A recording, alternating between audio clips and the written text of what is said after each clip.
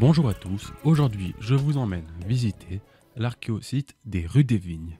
Ce site se situe bien entendu, comme je l'ai indiqué, aux Rues des Vignes, à Rue Haute plus exactement. C'est un site exceptionnel regroupant trois périodes romaines, carolingiennes, mais également mérovingiennes, sur un magnifique terrain boisé. Dans cette vidéo, vous aurez la chance d'entendre Arnaud Gabé, le responsable de la structure, mais également Émilie, stagiaire, qui s'occupe de l'exposition L'âge d'or des métaux.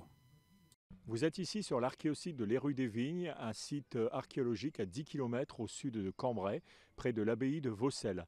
Il s'agit d'un site qui couvre 1000 ans d'histoire, l'époque gallo-romaine, l'époque mérovingienne et l'époque carolingienne. En 1979, il était question de construire un lotissement sur cette parcelle au lieu dit le village. Les découvertes archéologiques ont tellement été importantes que les archéologues ont demandé à la commune de Les Rues des Vignes d'acheter le terrain pour qu'il soit visitable par le public, ce qui est le cas maintenant depuis 1982-1983. Ce qui a fait arrêter les travaux, c'est la découverte de 9 caves de l'époque gallo-romaine, comme celle que vous voyez ici, qui date du IIe siècle après Jésus-Christ. Les parties basses datent du IIe siècle, les parties hautes ont été reconstituées à partir des matériaux et techniques en usage chez les gallo-romains. Derrière moi, vous pouvez voir un atelier de potier. Nous avons régulièrement un potier professionnel qui vient, qui apprend aux enfants, mais également aux adultes, à restituer les formes romaines. Et on les invite à revenir un mois et demi plus tard pour qu'ils puissent assister à la cuisson de leur poterie qui se fait dans les fours de potier. Pour l'époque mérovingienne, nous avons reconstitué une grange. Elle se trouve à l'emplacement des trous de poteaux, c'est-à-dire à l'endroit exact où vivaient les populations de cette époque. Les murs sont en torchis, la toiture est en chaume, paille de blé, paille de seigle ou paille de roseau, et l'ossature est en bois. Ça veut dire qu'au bout de 1500 ans, il ne subsiste pas grand-chose, hormis les empreintes laissées par les poteaux, et les archéologues ont donc reconstitué le bâtiment à l'emplacement originel. Sur la faîtière, vous avez de la joubarbe, une plante grasse qui a des racines qui sont très solides. Elles vont s'enchevêtrer avec le chaume pour maintenir les deux versants de la toiture. Derrière, vous pouvez voir une dizaine de tombes. Ils sont issus de la vaste nécropole mérovingienne qui a été découverte sur ce site. À ce jour, nous avons mis au jour 342 tombes. Ces tombes sont intéressantes pour plusieurs raisons.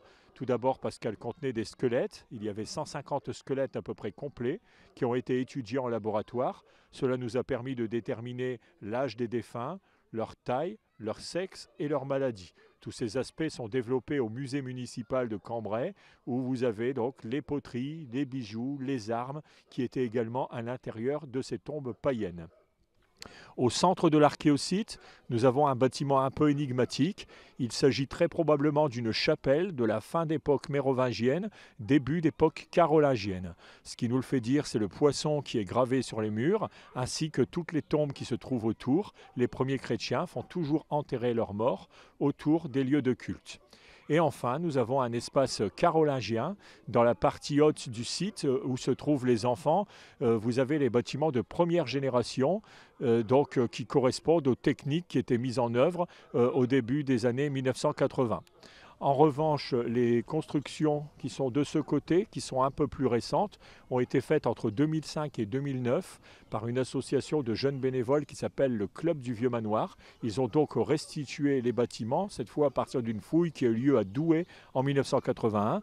Donc il s'agit d'une unité familiale qui comprend un lieu de stockage, derrière un lieu d'habitation et tout au fond un lieu de travail, en l'occurrence un atelier de tissage. Donc la majorité de notre public, c'est un public scolaire. Nous accueillons beaucoup d'enfants depuis la maternelle jusqu'à la 5e. Pour les plus petits, c'est la découverte de la couleur ainsi que celle des matériaux. Et pour les plus grands, nous les initions aux différentes techniques artisanales du premier millénaire. Nous avons donc une forge, un atelier de frappeur de monnaie, un atelier de bronzier, un atelier de tisserand, un atelier de potier. Nous initions également les enfants à la musique ancienne. Donc il y a 11 animations qui sont aujourd'hui possibles pour les écoles. Nous accueillons aussi les familles tous les mercredis pendant les vacances scolaires. Nous avons une opération qui s'appelle les mercredis de l'archéologie, au cours desquels les enfants depuis l'âge de 3 ans jusqu'à l'âge de 14 ans peuvent s'initier à la fouille archéologique, mais également à la fabrication de ceintures en laine et au métier d'archéologue. Voilà, donc le site est ouvert tous les jours, sauf le lundi, de 9 h à midi et de 14 h à 18 h. Le droit d'entrée est de 5,50 € pour les adultes et de 4,50 € pour les enfants. Quant au numéro de téléphone, eh bien, il s'agit de 03 27 78 99 42. Au plaisir de vous recevoir sur l'archéosite de les Rues des Vignes.